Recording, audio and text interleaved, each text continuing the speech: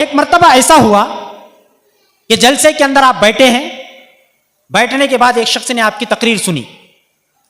तकरीर सुनने के बाद आपके करीब आया और कहा कि हजरत, मैं आपसे अकेले में मिलना चाहता हूं, आप अपना वक्त दीजिए।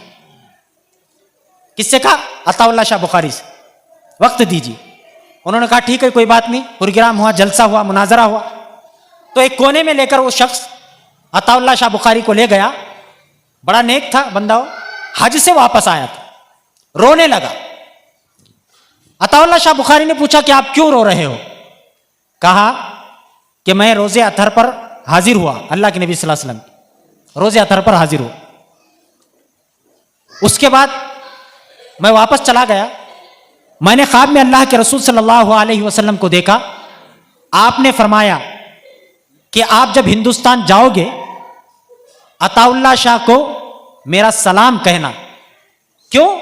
कि वो खत्मे नबूवत का काम कर रहा है। जब ये बात अताउल्लाह शाह बुखारी ने सुनी, आप